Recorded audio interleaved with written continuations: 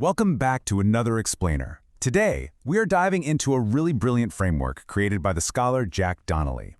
We're going to decode one of the absolute most hotly debated, complex topics in global politics today, the universality of human rights. Seriously, if you have ever found yourself wondering how a single set of rules could possibly apply to a world with such wildly different cultures and histories, well, you are in the exact right place. So let's just start with the ultimate question. It's the one that gets argued about constantly, from the halls of the United Nations to university lecture halls, and honestly, probably at your own dinner table. Do human rights actually apply to every single person on Earth, regardless of where they live, what their culture is, or what their history looks like? Now, the source text gives us a brilliantly paradoxical answer to this. Yes and no. It depends. And I know that sounds like a total cop-out, but stick with me here because it's actually a really profound insight. Donnelly argues that there's a duality built right into the very concept of universality. Human rights are essentially universal, yes, but they are also essentially particular. To untangle this whole intellectual mystery, we're going to break this explainer down into 6 quick chapters. We've got the human rights paradox, 3 dimensions of universality, the historical reality, culture and consensus, concepts versus implementations, and finally, universalism without imperialism. Let's jump right in. Chapter 1, the human rights paradox, decoding the duality. Right off the bat, we need to figure out what we actually mean when we throw around the word universal, because it turns out we get this wrong a lot. Think of it kind of like a universal remote. When you buy one of those at the store, you definitely don't expect it to control an alien spaceship, right? Or even every piece of electronics ever invented since the dawn of time. You just expect it to apply completely across a specific intended domain. Basically, the standard entertainment devices we all use here and now. In that exact same way, human rights aren't universal in the sense that they just naturally exist everywhere in the universe or across all of human history. Instead, they're universal across the specific domain of our contemporary, modern world. Moving on to Chapter 2, 3 dimensions of universality, legal, consensus, and functional. Now that we have that definition nailed down, let's look at how this actually plays out today. The text breaks modern universality down into 3 distinct dimensions, starting with international law.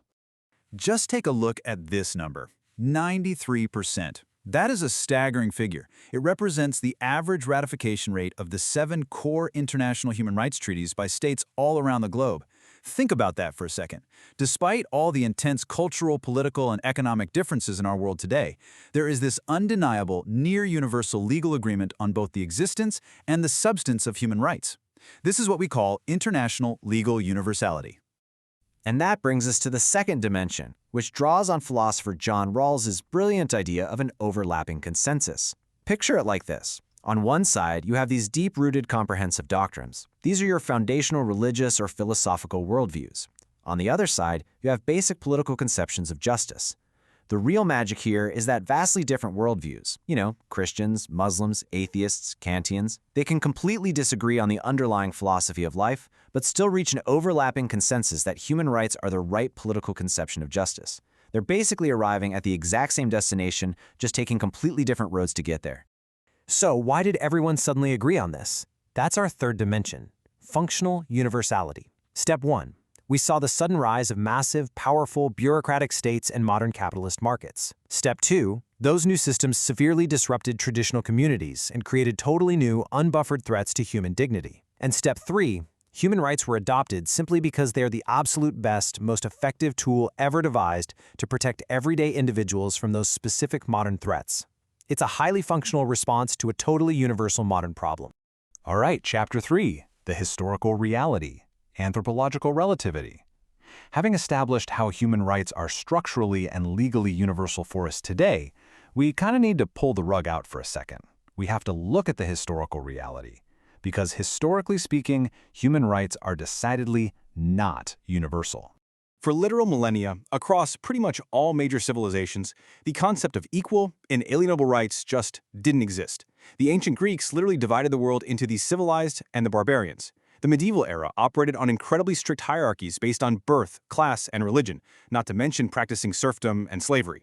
Honestly, it wasn't until the modern era, right around when John Locke published his theory of natural rights in 1689, that this idea really began to crystallize. So for most of human history, inequality was the rule, not universal rights. Which perfectly tees up Chapter 4, Culture and consensus, malleable traditions. This brings us to a supercritical realization about culture. There's a common myth floating around that human rights are a purely Western invention, and that other cultures are just somehow failing to grasp them. But history actually tells a wildly different story. The reality is, Western culture had no special pre-existing proclivity for human rights. None. Early modern Europe was literally defined by brutal religious warfare and intense intolerance. Meanwhile, places like 13th century Islamic Fatima in Spain were actually significantly more tolerant. The main takeaway here is that cultures are immensely malleable. Just like the highly hierarchical, intolerant West eventually evolved to embrace human rights, any culture can do the exact same thing using its own traditions. I mean, look at Gandhi. He took traditional Hinduism, a system that historically emphasized strict caste differences, and completely transformed it into this incredibly powerful mobilizing force for human rights. Chapter 5. Concepts versus Implementations. The Funnel of Universality. So, if rights are functionally universal today, but culturally and historically relative, how on earth do we actually apply them in the real world? The author gives us a really helpful mental model, a narrowing funnel. Think of human rights operating on 3 distinct levels. Up at the top of the funnel, you have the concept. This is relatively universal, like almost everyone agrees on Article 21, the basic right to take part in government. But as we slide down the funnel to the conception level, we start seeing defensible variation. One country might decide a parliamentary system works best for them, while another chooses a presidential one. Finally, right at the bottom, at the implementation level, things become highly relative. The exact literal mechanics of how a person casts a ballot on election day can vary wildly from town to town, let alone country to country. And you know what? That is perfectly fine. Universal rights absolutely do not require identical cookie-cutter practices everywhere. And that brings us to Chapter 6, Universalism Without Imperialism, a Tool for Accountability. This is perhaps the most important point in the whole explainer. How do we enforce these rights without repeating the horrific mistakes of Western imperialism? Look, it's incredibly easy to worry that powerful nations will just mistake their own national interests for universal values and force them on everyone else. But throwing our hands up and retreating to pure relativism where nothing is right or wrong, that's not the answer either. The solution is what Donnelly calls relative universalism. By having a shared, agreed-upon international legal standard, we actually arm ourselves with the ultimate tool for accountability. Without universal standards, there's literally nothing stopping a superpower from just deciding that human rights are whatever is most convenient for them. I want to leave you with this final, genuinely provocative thought. Are we using human rights to enforce this bland, rigid global conformity? Or are we using them to guarantee that every single culture has the baseline freedom to flourish in its own completely unique way?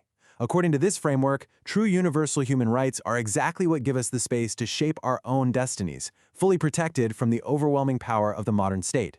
Just something to chew on the next time you hear a debate about global rights. Thanks so much for joining me on this explainer, and as always, keep questioning the world around you. Catch you next time.